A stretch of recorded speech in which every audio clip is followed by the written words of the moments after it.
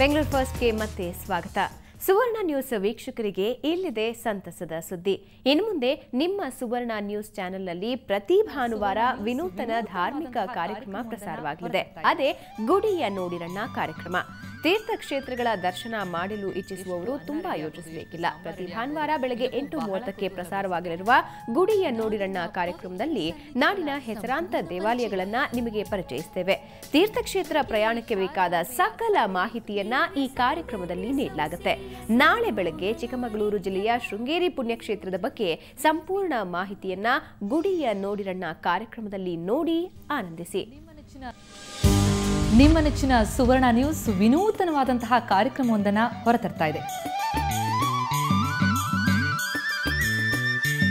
ಎಷ್ಟು ಅನ್ನ ರೆಡಿ ಆಗ್ಬೋದು, ಎಷ್ಟು ಸಾಂಬಾರ್ ರೆಡಿ ಆಗ್ಬೋದು, ನಿಜಕ್ಕೂ ಬಹಳ ಕುತೂಹಲ ಮೂಡಿಸುತ್ತೆ. ನಾಡಿನ ಪವಿತ್ರ ಸನ್ನಿಧಿಗಳ ಸಂಪೂರ್ಣ ಪರಿಚಯ. ಶೃಂಗೇರಿ ಶಾರದಾಂಬೆಯ ಸನ್ನಿಧಿ ಇದು. ದಿವ್ಯ ಸೌಂದರ್ಯ ಸೌಶೀಲ್ಯ ಸಂಮೋಹನ ನಿತ್ಯ ಕಾರುಣ್ಯ ಸೌಜನ್ಯ. ವೀಕ್ಷಿಸಿ ಗುಡಿಯ ನೋಡಿರಣ್ಣ. ಆಕೆ ಎಲ್ಲರಂತಲ್ಲ, ಘಟಂ ನುಡಿಸಿದ್ರೆ ಗಾನ ಲೋಕವೇ ಸೃಷ್ಟಿಯಾಗುತ್ತೆ. ಎಲ್ಲರೂ ಒಮ್ಮೆ ನಿಬ್ಬೆರಗಾಗಿ ಬಿಡ್ತಾರೆ. ಇವರ ಸಾಧನೆ ಏನು ಅಂತ ನೋಡ್ತಾ ಇವತ್ತಿನ ಬೆಂಗಳೂರು ಫಸ್ಟ್ ಮುಗಿಸೋಣ. ನೇರ ದಿಟ್ಟ ನಿರಂತರ ಸುದ್ದಿಗಾಗಿ ನೋಡ್ತಾ ಇರಿ ಸುವರ್ಣ ನ್ಯೂಸ್.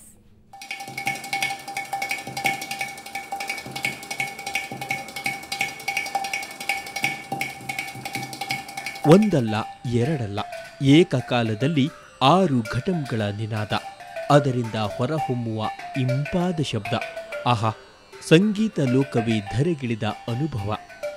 ಎಸ್, ಸಂಗೀತಗಾರ್ತಿ ಸುಕನ್ಯಾರ ಕೈಚಳಕವೇ ಅಂತದ್ದು.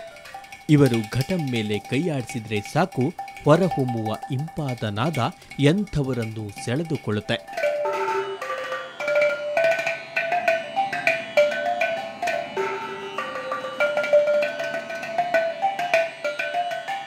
ಬೆಂಗಳೂರಿನ ಯಶವಂತಪುರದಲ್ಲಿರೋ ಸುಕನ್ಯಾ ಅವರಿಗೆ ಘಟಂ ಅಂದ್ರೆ ಅಚ್ಚುಮೆಚ್ಚು.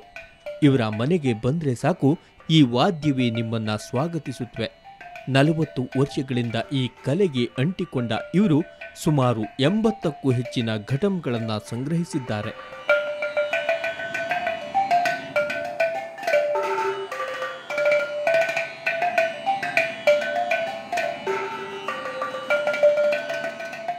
ಇದು ಮಣ್ಣು ವಾದ್ಯ, ಇದರಲ್ಲಿ ಸೌಂಡು ತಗೊಂಬರೋದೇ ತುಂಬ ಕಷ್ಟ. ಕೈಯೆಲ್ಲ ಹುಣ್ಣಾಗುತ್ತೆ.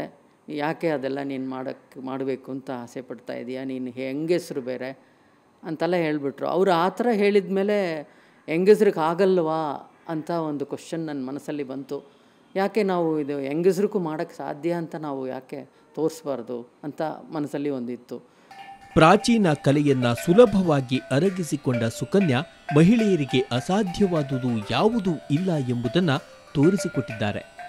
ಘಟಂ ವಾದ್ಯದಲ್ಲಿ ತುಂಬ ಇಂಟ್ರೆಸ್ಟ್ ಇದೆ, ತುಂಬ ಟ್ಯಾಲೆಂಟ್ಸ್ ಇದೆ. ನಮ್ಗೆ ಅದು ಆದಮೇಲೆ ಗೊತ್ತಾಯಿತು.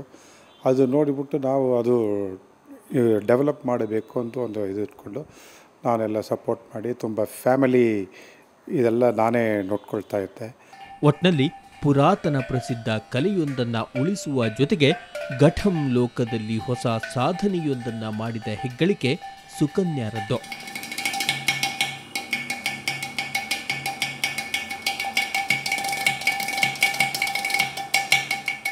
ಸಾಮಾನ್ಯವಾಗಿ ಪುರಾತನ ಕಾಲದಲ್ಲಿ ಘಟಂ ವಾದನವನ್ನು ಪುರುಷರೇ ನುಡಿಸ್ತಾ ಇದ್ರು.